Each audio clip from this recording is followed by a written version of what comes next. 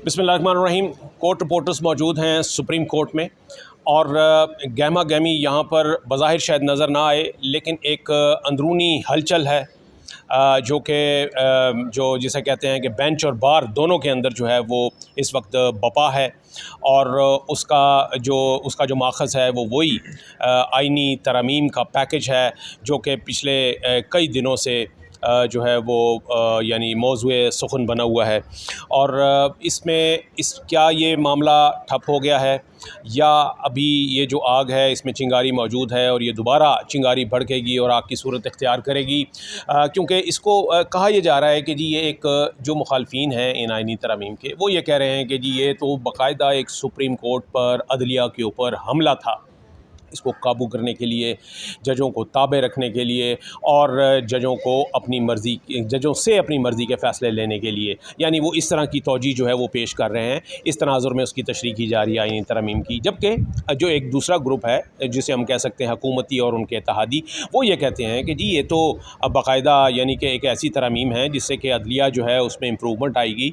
और बल्कि हमारे जो इंफॉर्मेशन मिनिस्टर हैं अता तारर, वो तो ये कहते हैं कि जी ये हर शहरी जो है वो इससे मुस्तफ़ीद होगा और ये बहुत अच्छा पैकेज है जिससे कि एक हर शहरी जो है उसको फ़ायदा होगा। इसके प्रॉस एंड कॉन्स के ऊपर बात कर लेते हैं। मेरे साथ अदील सरफराज मौजूद हैं और नादिर बलोच जो कि यूट्यूब के स्टार हैं, वो हमारे साथ मौजूद हैं। पहले अदील आपसे पूछूंगा कि क्या होने क्या जा रहा है उस तरमीम के बाद, वो जो चिंगारी है क्या वो आप समझ रहे हैं कि वाकई वो भड़कने वाली है? जी बिल्कुल, चिंगारी सर है और इसमें मज़ीद भी आप कह सकते हैं कि हो सकता है बहुत कुछ। और हम देख रहे हैं कि अव्वल तो एक रिएक्शन आया है, स्ट्रॉन्ग रिएक्शन आया है पाकिस्तान के प्रोफेशनल वकला की जानिब से, सीनियर वकला की जानिब से, जो अमूमन जो सियासी मामलात हैं उनसे ज़रा ख़ुद को अलग ही रखते हैं। मुनीर मलिक हों, फैसल सिद्दीकी हों, हामिद ख़ान साहब इसको लीड कर रहे हैं, हम देख रहे हैं। और बाकायदा तौर पर अब ऐलान भी किया जा चुका है। दूसरी जानिब आज एक बड़ा अहम कन्वेंशन बुलाया गया है और ये कन्वेंशन बज़ाहिर तो आसमा जहांगीर ग्रुप, इंडिपेंडेंट ग्रुप जो वकला का है, उसकी जानिब से बुलवाया गया है, लेकिन ये ग्रुप है प्रो गवर्नमेंट और तरमीम के हक़ में है ये अमूमन जो है इनके बारे में यही राय है कि ये तरमीम के हक़ में आज वहाँ पर तकारीर होंगी और कहा जाएगा कि भाई ये कितना ज़रूरी है इस मुल्क के लिए और अदलिया की आज़ादी के लिए। और यहाँ पर अभी मेरी बात हुई हसन रज़ा पाशा साहब से और दीगर कुछ वकला से, वो ये कह रहे हैं कि भाई हम में भी बहुत से ऐसे लोग हैं जिन्हें मुख्तलिफ़ जो तरमीम हैं उन पर एतराज़ है और आज हमने जो बैठक बुलाई है वो इसी सिलसिले की एक कड़ी है।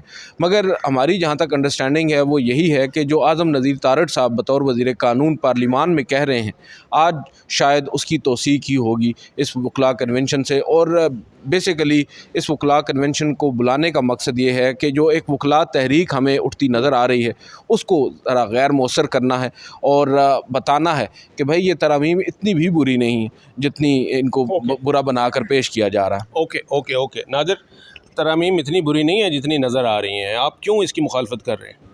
सर हम तो मुखालफत इसलिए कर रहे हैं कि अगर ये इतनी अच्छी थी तो इसको कौम से क्यों छुपाया गया, कौम के सामने रखते, कमेटी में लाते, अपना पार्लिमानी जितनी भी जमातें थी उनके सरबराहान थे उनको एतमाद में लेते। इवन जो पार्लिमानी कमेटी इस मकसद के लिए बनाई गई थी खुर्शीद शाह की सरबराही में, उसके पास ये तरमीम नहीं थी। अब देखिए ना सर, तरमीम नहीं थी, मुसवदा नहीं था। और आज बिलावल साहब कह रहे थे कि जनाब वो कच्चा मुसवदा था, पक्का मुसवदा नहीं था। तो कच्चा मुसवदा आपको कैसे पता चला कि ये कच्चा था और ये पक्का था? तो ये सारे अबहाम जो है, अब मौलाना फजल रहमान साहब भी कह रहे हैं हमें तक नहीं शेयर किया गया। बहरहाल जो सेनेटर कामरान है उन्होंने तो हमें बताया था कि जनाब 2-3 चीज़ें ऐसी हैं कि जिसके इंतहाई भयानक जो नताइज हैं वो बरामद होंगे। और वो फिर आप एक लिहाज से मोहम्मद बिन सलमान और वो जो सऊदी अरब का मॉडल है उसको भूल जाएंगे। फिर आप अदालतों और सिविलियन के साथ जो हशर नशर होगा, आपको याद होगा, आप तो ख़ुद इस मामले में बड़े सीनियर हैं हमसे, कि 2013 में क्या देखा, डॉक्टर आसिम पे ही सारा वार चला था ना, सियासतदानों पे ही चला था। और बलूचिस्तान के लिए आप शोरशज़दा इलाका कहकर वहाँ के लिए कुछ और करना चाह रहे हैं, तो वहाँ पर पहले ही इतनी बेचैनी है। तो ये सारी चीज़ें अगर अच्छी है तो उसको गंदा करके क्यों पेश किया जा रहा है? ये तो बिल्कुल सही, बिल्कुल सही, ये एक सवाल था। और उसमें से ख़ास तौर पे कुछ ऐसी चीज़ें थीं जिसका कि किसी भी जगह से मुतालबा नहीं था। ना बेंच ने मुतालबा किया था, जज साहिबान में से किसी ने, ना ही कभी बार का ये मुतालबा रहा है कि जी जो चीफ़ जस्टिस का सिलेक्शन का तरीक़ाकार है उसको तब्दील किया जाए। अभी तक आइनी प्रोविजन यही कहती है, आइन यही कहता है कि जो सीनियर मोस्ट जज होगा वो automatically he will be the chief justice of Pakistan. लेकिन इस तरमीम के ज़रिए ये रिकमेंड किया गया था ये तरमीम जो है वो डाली गई थी कि जी 5 सीनियर जजेस का एक पैनल हुआ करेगा, उसमें से हम देखेंगे कि जी कौन हो सकता है 5वें नंबर वाले को जो है वो चीफ़ जस्टिस बना दिया जाए और बाकी सारे बाईपास हो जाएं। तो ये वाली जो चीज़ थी ये दीगर इदारों में तो चल सकती थी जो एग्जेक्टिव के इदारे हैं, लेकिन अदलिया के साथ ये नहीं हो सकता। 5 जज साहिबान सीनियर जो होंगे वो अभी वो जब पाँचों के पाँचों चीफ़ जस्टिस के ख्वाब देख रहे होंगे और वो उन्हें पता है कि जी इस तरीके से वज़ीर आज़म ने चीफ़ जस्टिस का इंतखाब करना है, या तो वो कौन उसमें से हुकूमत के ख़िलाफ़ गलत फ़ैसले देगा, कौन होगा कि जो हुकूमत के साथ ताल्लुकात जो है वो बिगाड़ेगा, इसलिए कि उसे पता है कि जी वो नॉमिनेशन जो पैनल है, जो नॉमिनीज़ का पैनल है वो उसमें उसका नाम मौजूद होगा, और अगर वो हुकूमत के साथ बिगाड़ेगा, हुकूमत को ख़िलाफ़ गलत फ़ैसले देगा तो वो उस पैनल से ड्रॉप हो जाएगा। ये एक बहुत बड़ी एक यानी जो जुरिस्प्रूडेंस को समझने वाले लोग हैं वो ये बुनियादी सवाल यही उठा रहे हैं कि ये कतई तौर पे अदलिया में इस तरीके का तरीक़ाकार जो है वो नहीं रवा हो सकता, ख़ास तौर पर हमारी जो सोसाइटी है जहाँ पर के ये मैनिपुलेशन भी होती रहती है, एक्सप्लॉयटेशन भी होती रहती है, और अदलिया इंतज़ामिया और मुक़न्नना के दरमियान एक तनाव और इख्तियारात की जंग जो है वो जारी रहती है। ऐसी सूरत में भी ये वाला मामला जो था ये इसको कोई सपोर्ट नहीं कर सकता था, और जैसे कि मैंने पहले बताया, ना तो कभी बार ने यह मुतालबा किया, ना कभी जजेस ने ये मुतालबा किया, ना ही अवाम का मुतालबा रहा। तो ये आई डोंट नो कि ये कहाँ से और ये किसका मुतालबा था। इसमें ये चीज़ें ना देखें, ये एक वाहिद एक इदारा था पाकिस्तान का जिसमें हमेशा से ये देखा गया है कि कम से कम चीफ़ जस्टिस ऑफ पाकिस्तान की अपॉइंटमेंट के ऊपर कभी कोई कंट्रोवर्सी नहीं हुई, ठीक है, क्योंकि इसमें हुकूमत का अमल दखल नहीं होता। अब बुनियादी तौर पर जो अब हुकूमती साइड से लोग जो हैं, जो हुकूमती ट्रोल्स जिनको हम कहते हैं, वो अब ये कह रहे हैं, ये तशफ़ी करा रहे हैं, ये यकीन दहानियाँ दे रहे हैं कि भाई देखें Mansoor Ali Shah chief justice of Pakistan बन जाएंगे, भले ही कानून तब्दील हो जाए, भले ही वज़ीर आज़म या सदर मुमलिकत की मंजूरी के बाद 3 के पैनल से एक जज को चीफ़ जस्टिस लगाया जाएगा, मगर सबसे पहला जो चीफ़ जस्टिस लगेगा वो जस्टिस मंसूर अली शाह ही होंगे। वो अब ये बात कर रहे हैं, मगर मैं ये कह रहा हूँ कि ये चीज़ ही बुनियादी जो आइन का ढांचा है उसके बरखिलाफ़ है। आप देखें अदलिया की आज़ादी एक बाकायदा तौर पर चैप्टर है। अब मेरी यहाँ पर मुख्तलिफ़ उन वकला से बात हुई है जो माने जाते हैं, समझे जाते हैं, हुकूमत के करीब हैं, इस्टेब्लिशमेंट के करीब हैं, वो भी इस बात को तस्लीम करते हैं कि पार्लिमान भले सुप्रीम है, पार्लिमान के पास कानून साजी का इख्तियार मौजूद है, मगर सुप्रीम कोर्ट ऑफ पाकिस्तान या अदलिया के पास भी उस सूरत में अगर वो ये समझें कि कोई भी आइन में की गई तरमीम आइन के बुनियादी ढांचे के ख़िलाफ़ या फिर अदलिया की आज़ादी को डायरेक्टली हिट कर रही है, जुडिशल रिव्यू का इख्तियार रखती है। अब यहाँ पर बुनियादी सवाल ये है कि ये आपने जैसा बड़ा खूबसूरती के साथ अभी बयान किया कि आपने 3 या 5 जजेस का पैनल बना दिया।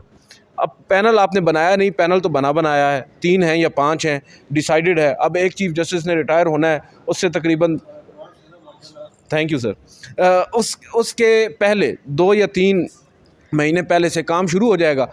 जजेस साहिबान जो अपनी गुडविल है वो हुकूमत को बताना शुरू कर देंगे, अपने फैसलों की नहीं, उन्हें लॉबिंग की ज़रूरत ही नहीं है, फैसले बोलेंगे, हुकूमत के हक़ में बोलेंगे ठीक है, तो वहाँ पर रेस लग जाएगी। अब देखें ये इसी वजह से हम कह रहे हैं ना कि ये ऐसी अपॉइंटमेंट है जिससे हुकूमत का मातहत या झैली इदारा अदलिया नहीं है। 3 इंस्टीट्यूशंस है ना, इंडिपेंडेंस हिट होगी इससे, अदलिया है, मुकर्रना है, इंतज़ामिया है।